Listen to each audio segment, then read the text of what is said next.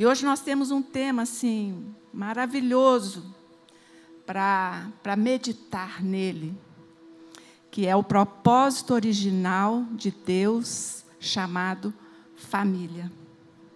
Então eu já gostaria que você abrisse o seu coração, porque uma semente Deus vai colocar no seu coração essa manhã. Porque Deus ama a família, foi Ele que a criou. E nós sabemos das dificuldades, das lutas que as famílias passam.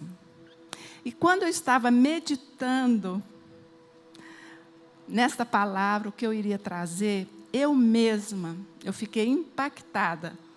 Apesar de ser um assunto recorrente, a gente sempre está estudando, a gente sempre está lendo, mas Deus nos mostra algo assim especial.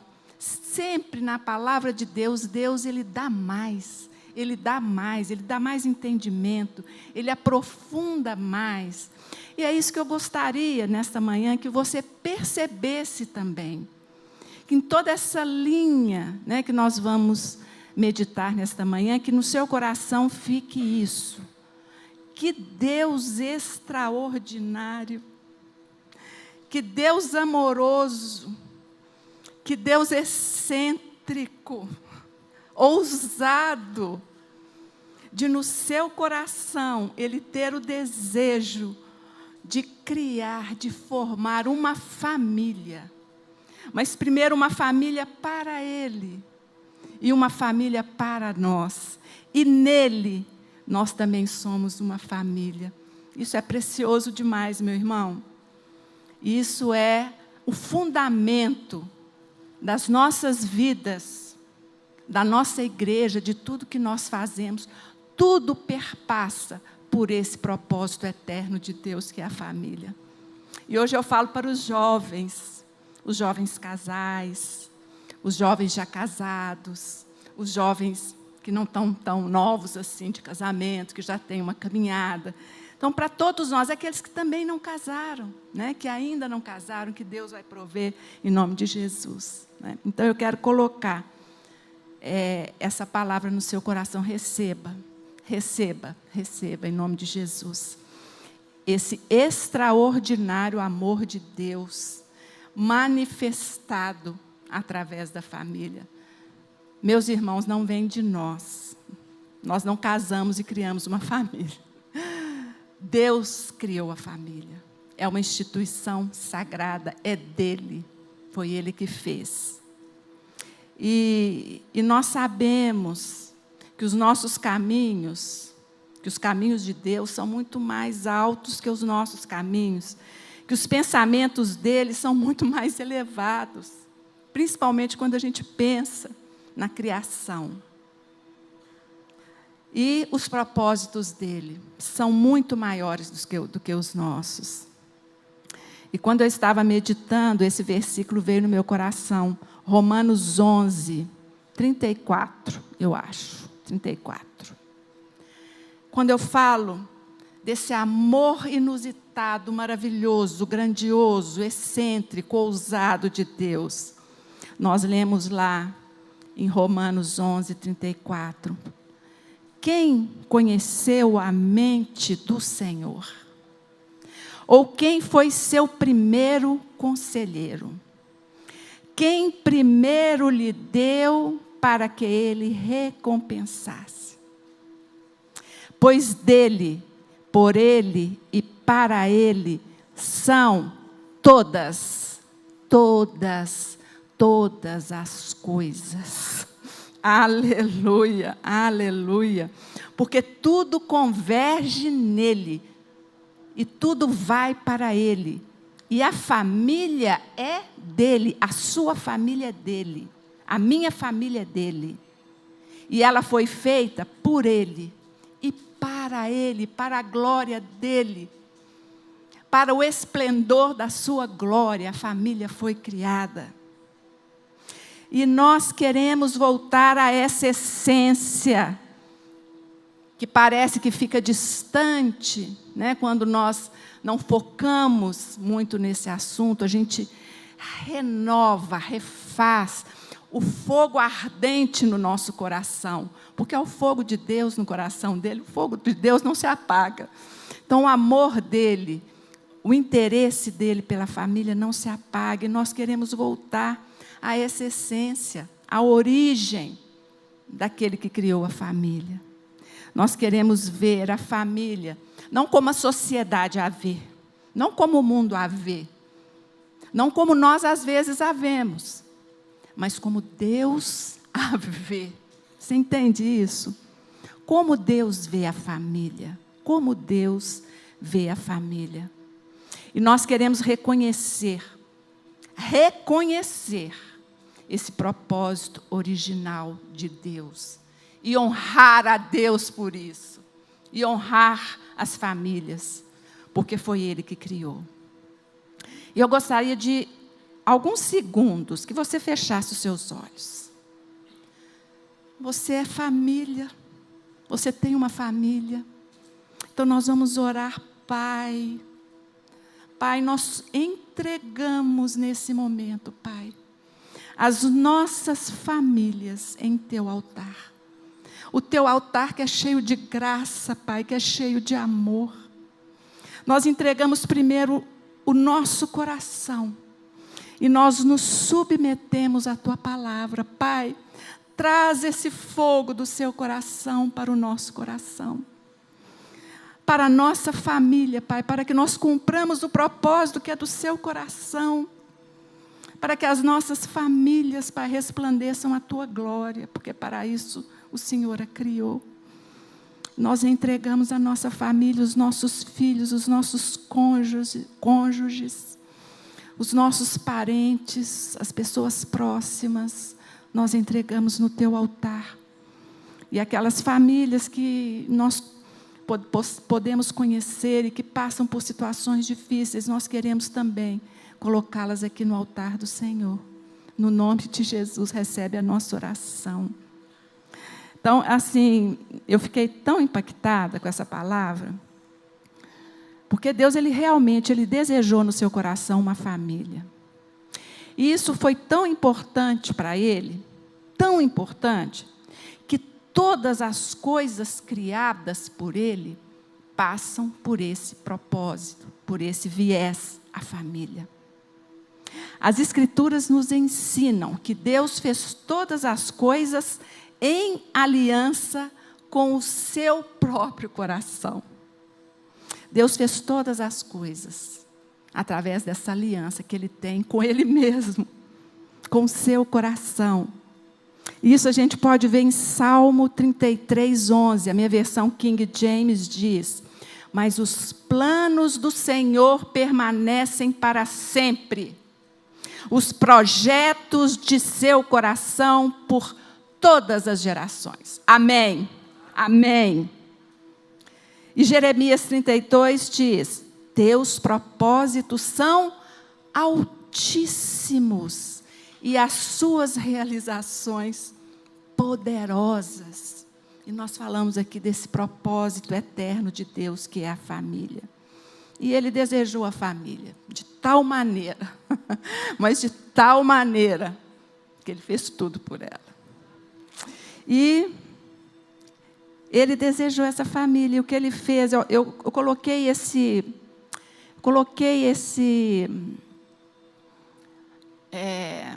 essa característica no meu coração.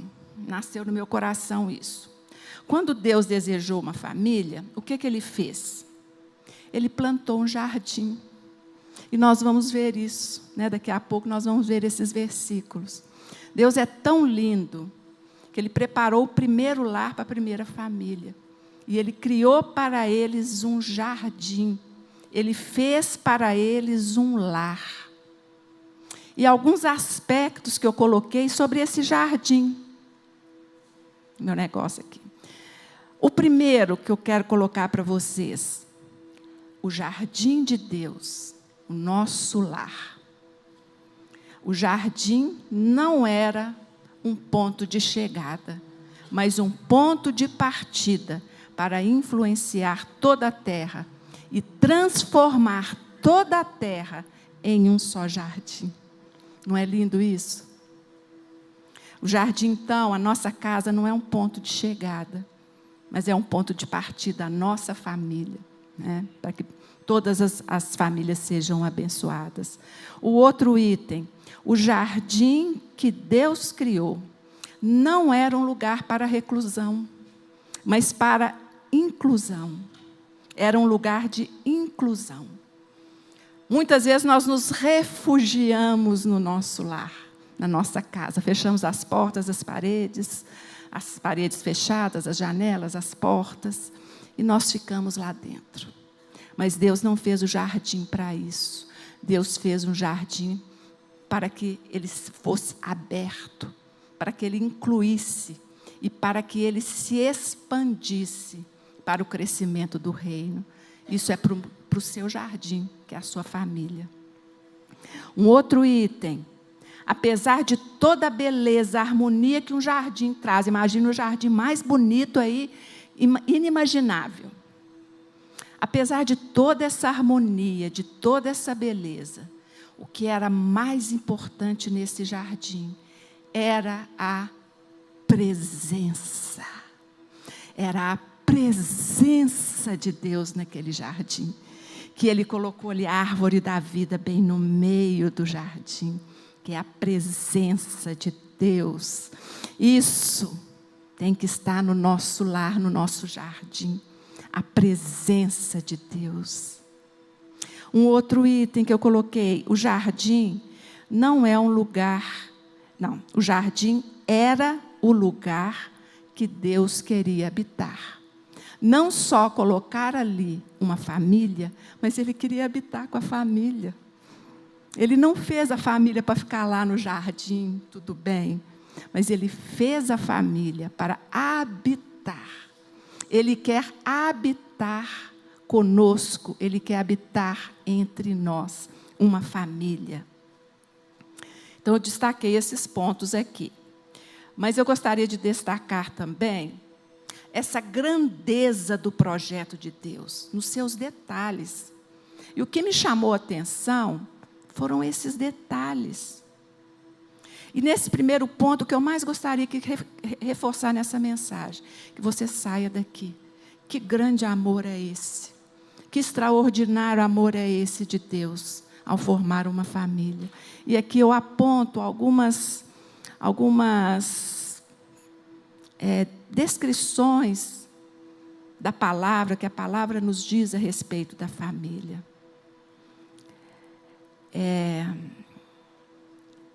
Então, nós vemos, nesse propósito de Deus, a sua graça, o seu amor, a sua grandeza. E, acima de tudo, o interesse de Deus por nós e por nossas famílias. E é importante, em cada detalhe da nossa vida. Um detalhe que muitas vezes não importa para você, não importa para o seu cônjuge, para o seu filho, mas para Deus importa. São pequenos detalhes que para Deus é importante. Uma palavra dita de afirmação, de amor dentro do seu lar é importante para Deus. Um sorriso é importante para Deus. Gente, Deus assiste tudo. Ele é onipresente, Ele está todos os dias na sua casa com você. Não há como fugir da presença dEle, porque Ele está em todo o tempo. Os olhos dEle estão sobre nós. Então, aquele sorriso que você dá, Deus está vendo, é um detalhe. Mas Ele vê outras coisas também. Por isso, nós precisamos ficar atentos, né? Então, para a gente analisar a origem, nós temos que voltar à origem, que é o livro das origens, que é Gênesis. E foi tão lindo rever Gênesis com esse novo olhar, né? Com esse olhar desse propósito de Deus. Ele teve uma grande ideia, né, Marquinhos? É loucura, né? Como a Dani falou, que muitas coisas são loucura. Mas ele teve uma grande ideia, e aleluia por isso, né? Então, nós vemos em Gênesis 1:1, você pode abrir sua Bíblia, nós vamos ver alguns versículos de Gênesis. Gênesis 1:1 diz: No princípio criou Deus os céus e a terra. E aí nós temos um ponto. Esta é uma das declarações mais poderosas do universo. Pensa bem. O primeiro versículo está inaugurando a Bíblia. Foi o primeiro versículo que Deus escolheu para estar ali, para estar na sua Bíblia. No princípio criou Deus os céus e a terra. Essa teologia basta.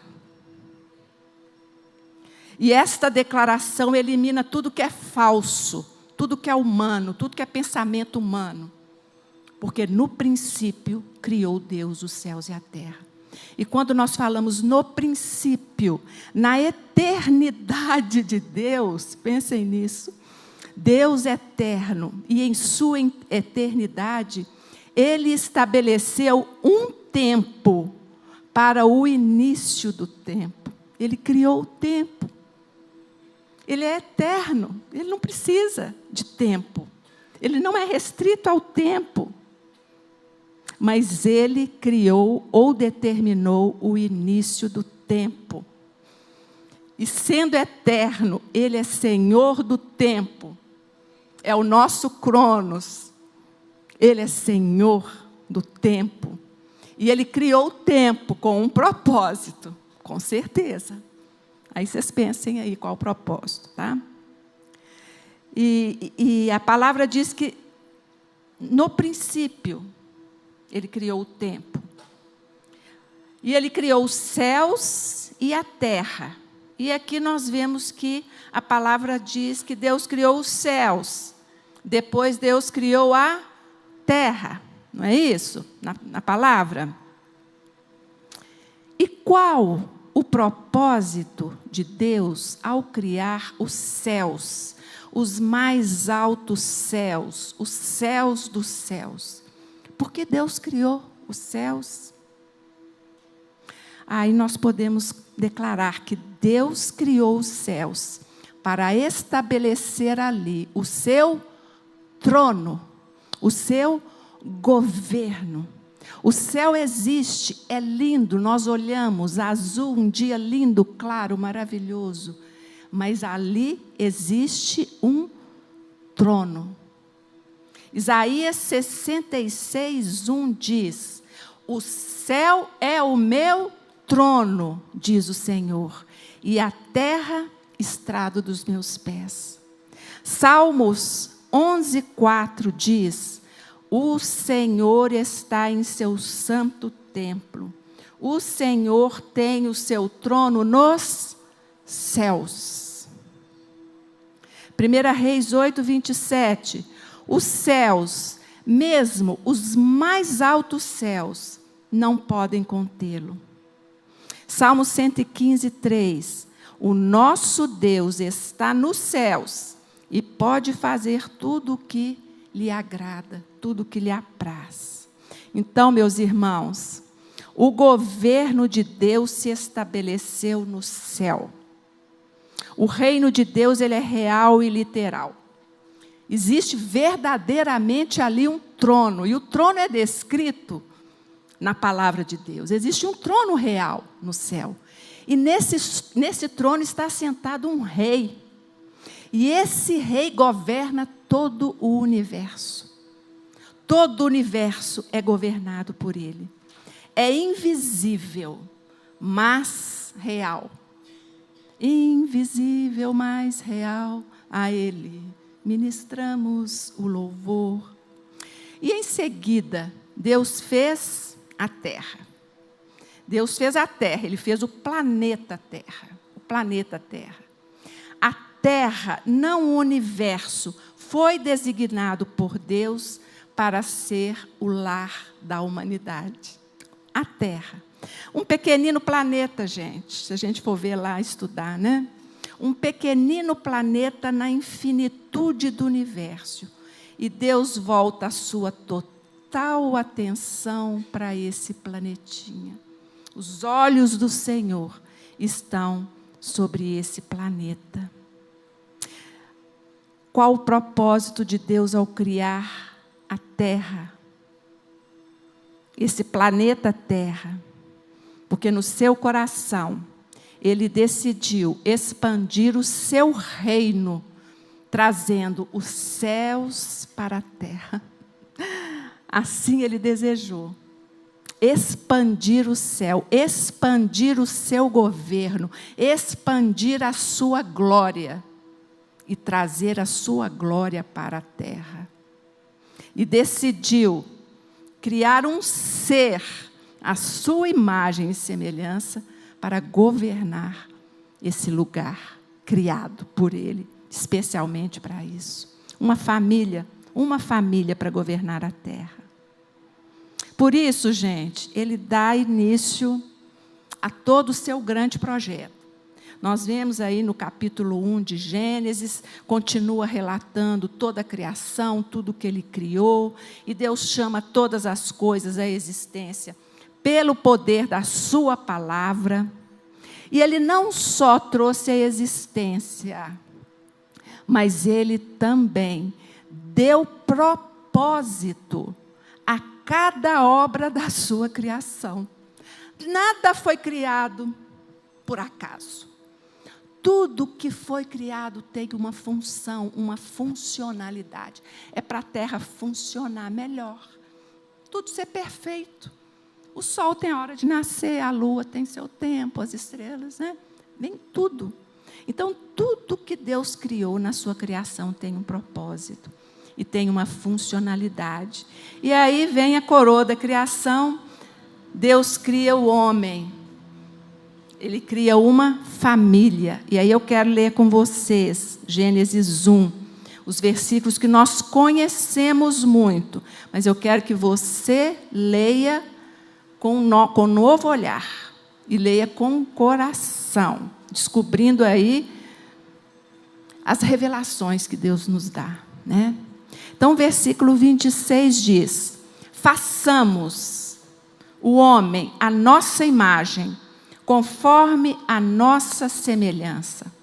Tenha ele domínio sobre os peixes do mar, sobre as aves do céu, sobre os animais domésticos, sobre a terra e todos os répteis que rastejam sobre a terra. E o versículo 27. Portanto, Deus criou a humanidade, na tradução correta, a humanidade, a sua imagem, a imagem de Deus os criou. Criou-os macho e fêmea. E no versículo 28, e Deus os abençoou e lhes disse: sede fecundos, multiplicai-vos, enchei a terra, sujeitai-a, dominai sobre os peixes do mar, sobre as aves dos céus e sobre todo animal que rasteja. Vocês observam aqui quantas vezes a palavra repete: o homem, façamos o homem à nossa imagem, à nossa semelhança. Deus criou a sua imagem, a imagem de Deus o criou. Isso fica forte, porque nós somos a imagem e semelhança de Deus, e Deus quer deixar isso muito claro para nós. E quando fala, façamos, sabemos que ali é a Trindade, Deus Pai, Deus Filho, Deus Espírito Santo, uma família estabelecida. O Pai, o Filho e o Espírito Santo, com ênfase num Deus triuno, em um Deus relacional, em um Deus de família, Então, nós temos, através desses versículos, instituídos por Deus, o casamento e o surgimento da família. Deus aqui, Ele institui o casamento e a família. O Deus Elohim, façamos, manifesta a sua natureza relacional. Eu achei tão lindo, eu coloquei até que nem ia falar. Mas assim, esse projeto de Deus foi tão importante, tão maravilhoso para Ele. Ele se envolveu tanto nesse projeto, Ele amou tanto esse projeto, que lá no capítulo 2, versículo 1, diz que Deus descansou. Deus não precisa descansar, mas Ele estava tão feliz. Você compreende? Ele estava tão feliz com aquilo que ele tinha criado, que ele descansou, que ele contemplou. Mas assim, não é um descanso.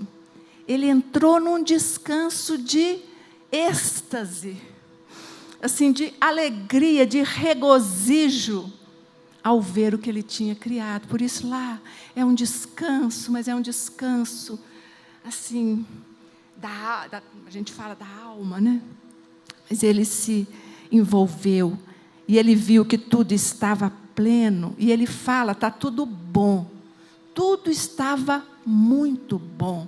E quando nós falamos bom, a gente tem uma dimensão de bom. É bom. Mas para Deus, bom é muito, muito grande. Porque Jesus falou que Deus que era bom. Então, o bom para Deus é excepcionalmente bom. Então, quando ele fala muito bom, essa expressão se alarga ainda mais. Tem mais sentido, é mais superlativa. Mas logo em seguida nós vamos ver que no versículo em Gênesis 2:18, que algo não estava bom para Deus. Gênesis 2:18, segue aí na sua Bíblia. Disse mais o Senhor: não é bom que o homem esteja só. Dar-lhe-ei uma auxiliadora que seja idônea. E Gênesis 2:24.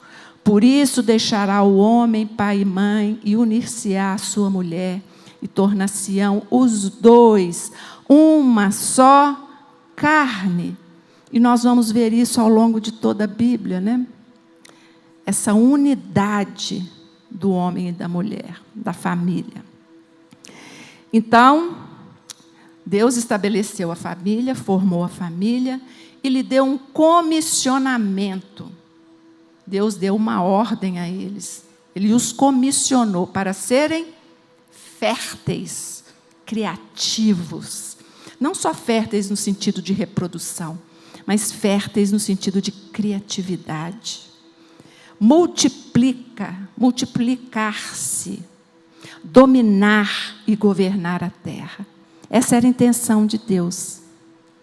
Criar a família à sua imagem, à sua semelhança. E estabelecer através desta família o governo dos céus na terra. E quando Deus fala em multiplicação, também não é só uma multiplicação numérica, mas também uma expansão da cultura, da mente, da glória dos céus sobre a terra. Isso que Deus queria. Você percebe? Talvez você já até tenha essa visão, mas assim, para mim abriu tanto os meus olhos quanto a isso, que, na verdade, o propósito de Deus é expandir os céus e trazer os céus para a terra. E, em seguida, Ele prepara um lar especial para eles.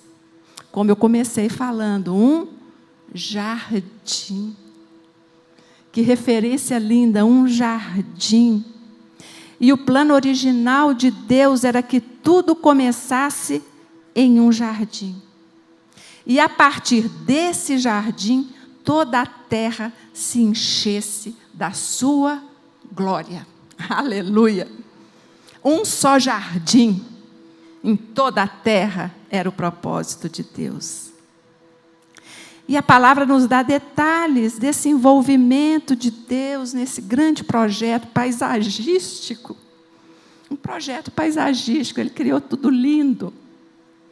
Em Gênesis 2:8, o Senhor Deus tinha plantado, Deus, tinha plantado um jardim no Éden.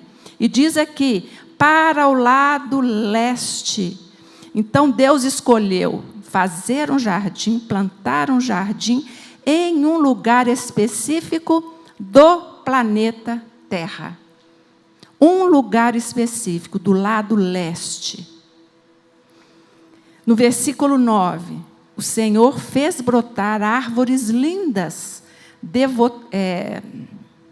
árvores lindas, de todos os tipos de frutas boas para comer. Então, ele deu diversidade ao seu projeto. Em Gênesis 2:10, a palavra diz que e saía um rio. Olha que detalhe. Deus determinou ali um rio, estabeleceu um rio do Éden para regar o jardim. Então, todos os detalhes que Deus preparou para acolher essa primeira família num jardim. E no versículo 2, no capítulo 2, versículo 15, Deus colocou ali o homem com um propósito de cultivar e guardar aquele jardim. Então, esse era o plano original de Deus.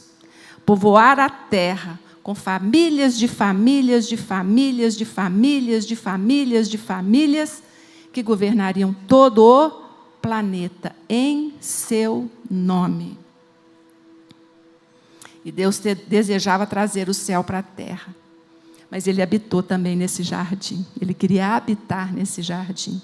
Foi a primeira habitação de Deus com o homem, né? No jardim.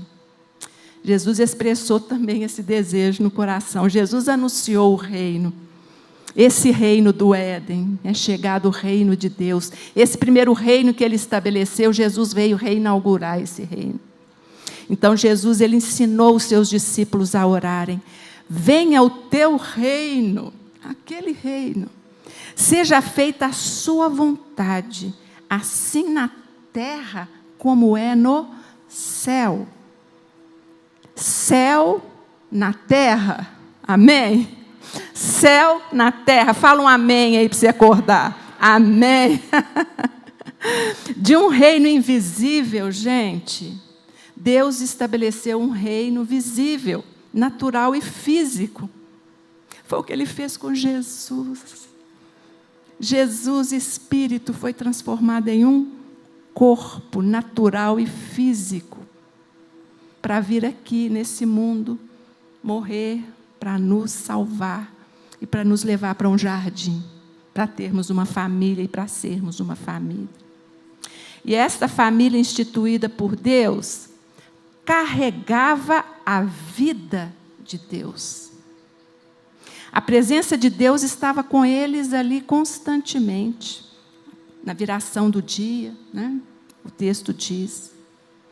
E Deus era esse referencial de paternidade, através de um relacionamento pessoal e íntimo. Paternidade é relacionamento íntimo. Deus estabelece papéis e funções específicos para o homem e para a mulher. Macho e fêmea os criou. Ali Deus dividiu. Macho, homem, mulher, fêmea, funções, papéis diferentes. Para quê? Para um governo. Para que o governo fosse um governo mais efetivo. Nós teríamos o homem e a mulher na administração, né? na direção. Então, Deus estabelece papéis específicos para o homem e para a mulher. E nós relacionamos isso com o pai de família, com o homem, com o pai de família, que ele deve em seus lares, jovens, adultos, né, todos, exerceriam essas funções de quê? Primeiro, de proteção. É o homem que protege. Direção. Limites. Segurança. Provisão.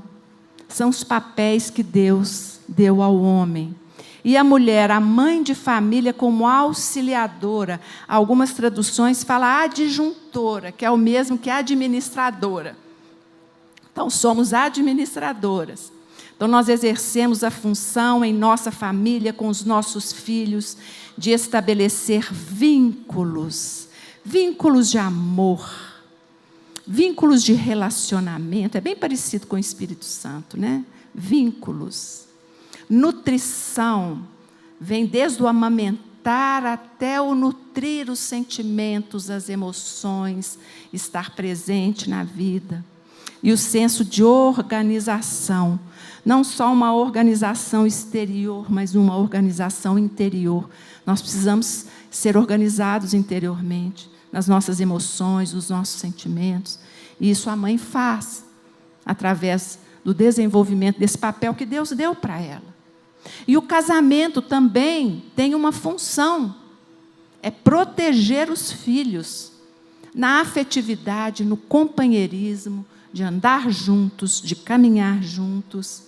E sem falar que todas essas funções, elas foram estabelecidas por Deus e eram nutridas de amor, porque Deus é amor. Então, nenhuma dessas funções sem amor não provém de Deus, porque Deus é amor. Mas, tem um mas aí, uma vírgula, né? Mas, com a queda do homem, tudo se modifica. Como Deus criou todas as coisas para funcionarem bem, a família foi estabelecida por Deus com a missão, com papéis, com propósitos definidos, como nós acabamos de ver. E aí, então, a serpente entra em ação, levando Eva, a mulher. Serpente, ele foi até Eva, não foi até Adão, ele foi até Eva, né? Então, a serpente entra em ação, levando Eva, a mulher, a deixar o seu lugar de auxiliadora na missão dada por Deus a ela, de governar junto com Adão. Ela saiu do seu lugar, ela assumiu um protagonismo da história. Isso foi. Seduzida pela serpente, ela se torna independente de Deus e de seu marido. Podem pensar aí. Adão, por outro lado, negligencia o seu papel. Ele se omite em sua função de governo, de autoridade, de proteção, deixando a sua família totalmente desprotegida. O silêncio de Adão, que poderia ser um título de um filme, não poderia? O silêncio de Adão. O protagonismo de Eva.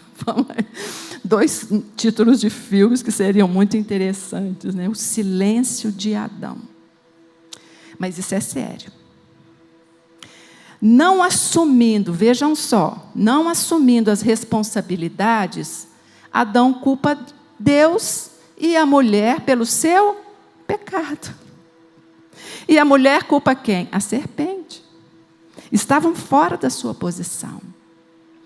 Então, abandonando essas funções, e prestem atenção, eles ficam vulneráveis ao ataque de Satanás. Porque, como nós ouvimos lá na nossa aula hoje, a unidade do casal é a arma mais poderosa para resistir ao inimigo. É o poder da unidade. Nós vimos isso na nossa sala hoje. O poder da unidade do casal é poderosa.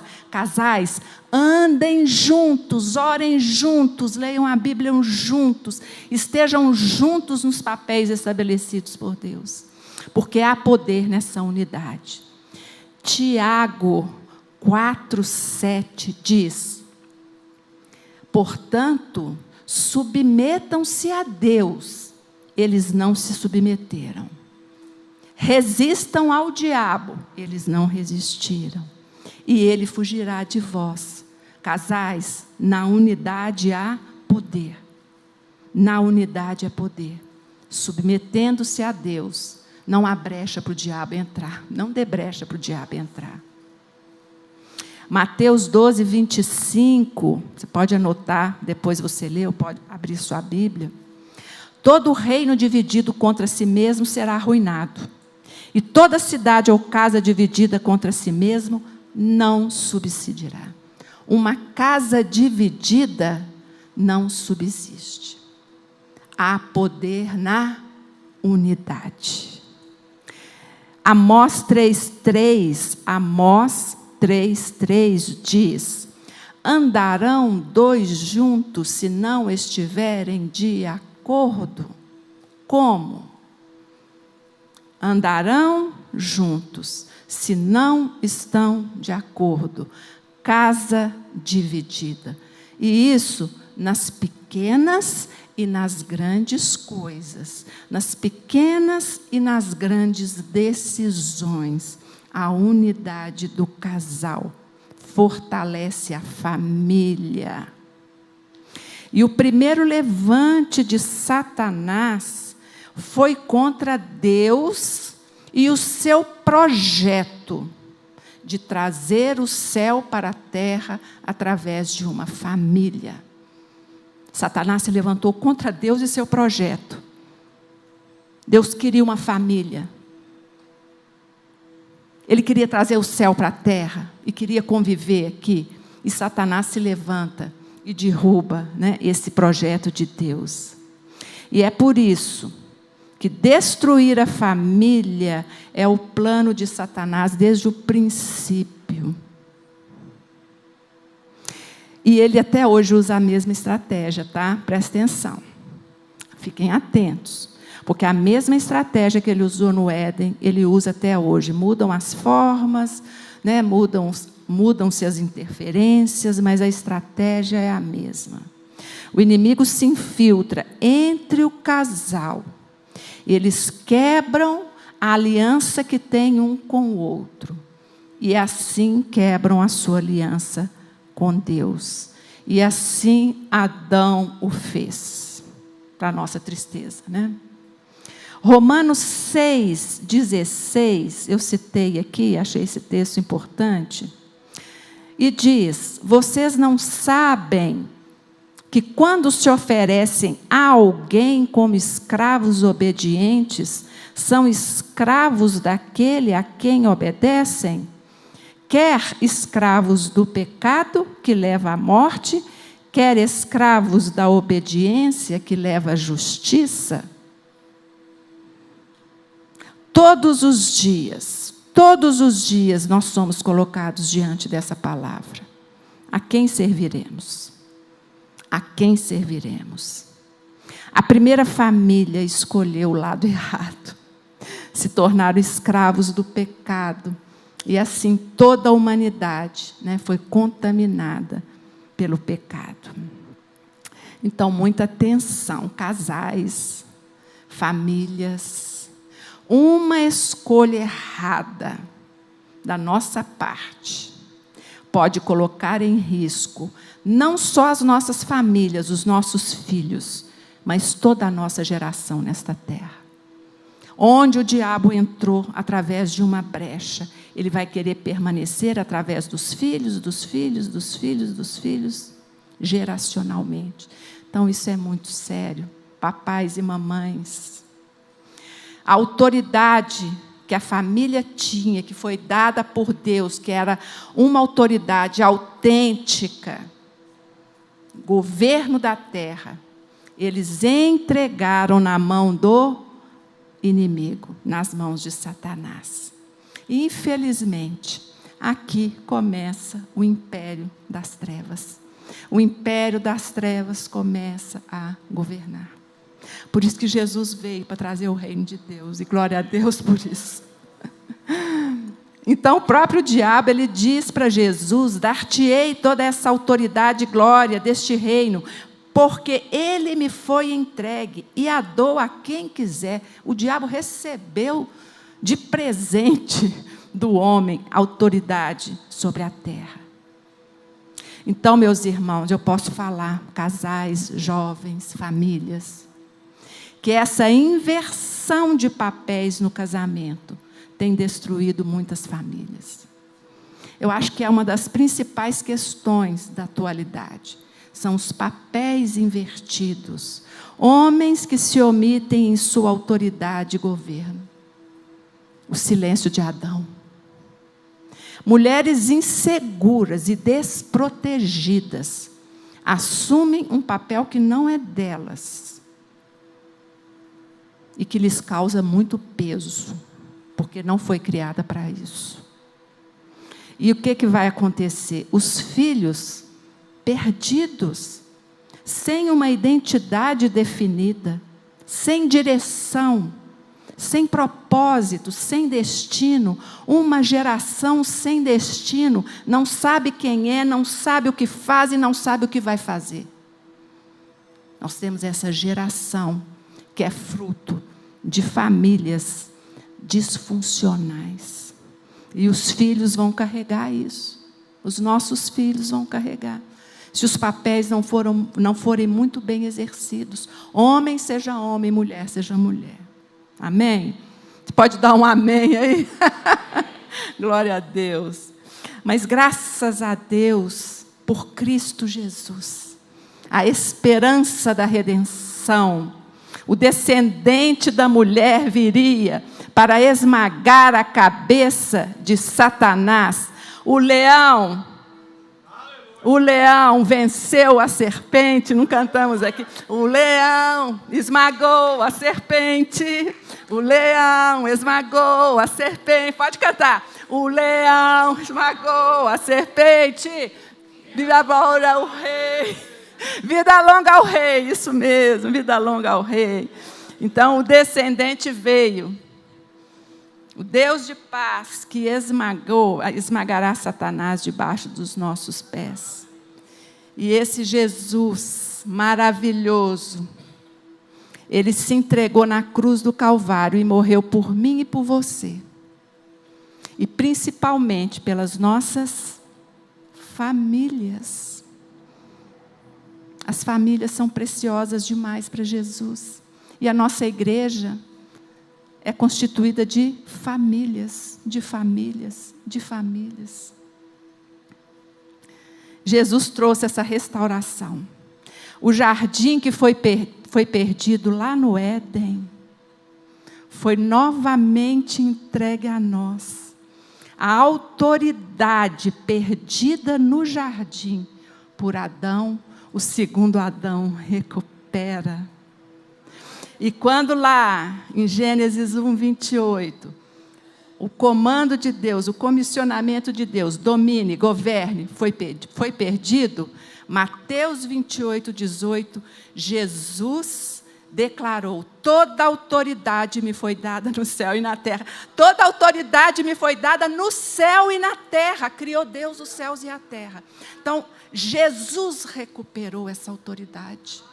Para mim, para você, para as nossas famílias. Portanto, ide famílias, façam discípulos dos seus filhos. Nós falamos na nossa sala hoje, é o nosso primeiro ministério dentro da nossa casa, fazer discípulos dentro da nossa casa. Porque nós temos essa autoridade que Jesus já nos delegou. Ele já recuperou para nós essa autoridade. Você entende isso? Aleluia. O jardim perdido foi recuperado e foi entregue a nós. Mas e aí? A pergunta é, né? E aí? Como nós podemos viver o propósito original de Deus para as nossas famílias? Como nossa família pode trazer os céus para a terra e refletir a glória de Deus? Porque esse é o propósito. Família, reflita a glória de Deus para outras famílias. Como podemos viver e ser este sonho de Deus, que é a família? Nós precisamos voltar ao início de tudo. Nós precisamos voltar ao início de tudo, ao primeiro amor. A colocar Deus no centro, primeiro, da minha vida. A árvore da vida plantada no meu coração e plantada no centro da sua casa. Você precisa da presença de Deus. A sua família precisa da presença de Deus. A obra do Espírito Santo, Pai, Filho e Espírito Santo.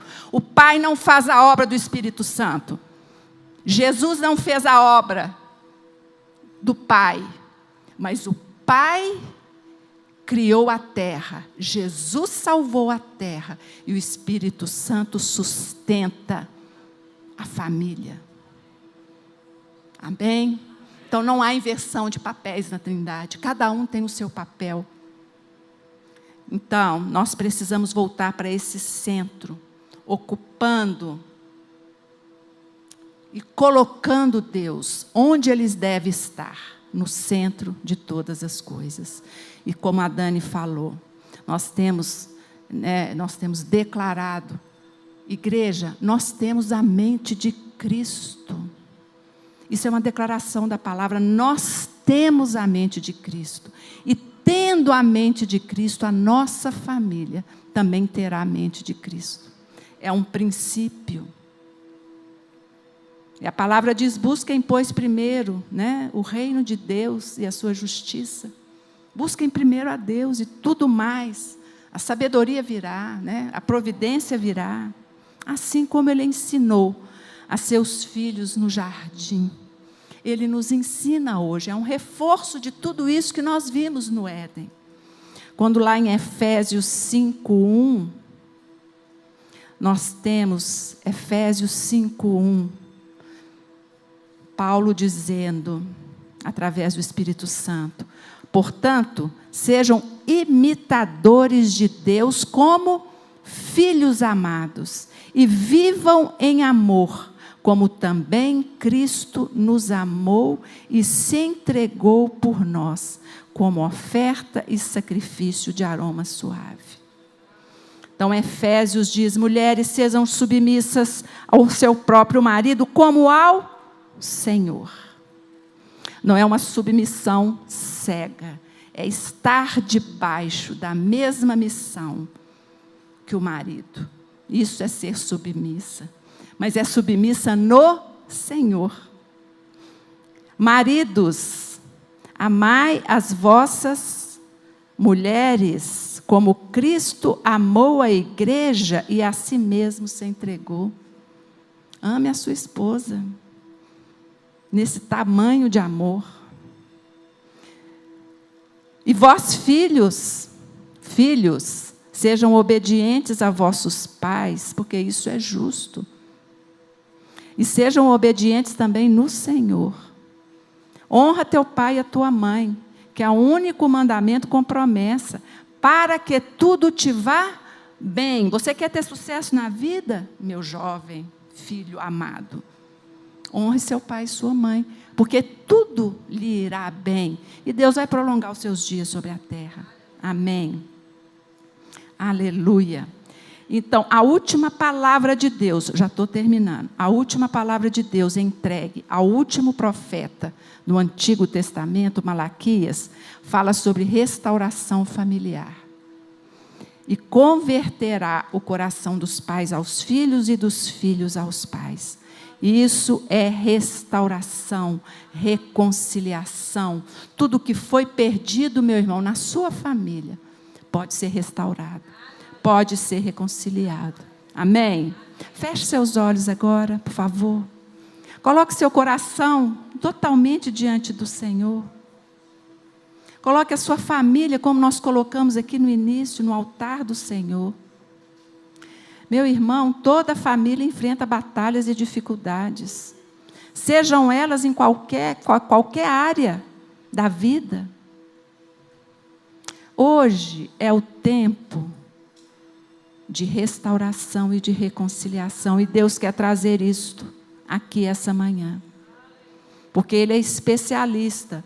Ele é o mais interessado em reconstruir lares e trazer esperança onde há destruição. Olhos fechados, maridos, esposas, filhos. Como vai a saúde da sua família? É para você refletir. Existem pontos cegos que você não está enxergando ou discernindo? O que foi rompido nas suas relações e precisa ser religado? O que foi preso lá no passado e que continua te prendendo hoje?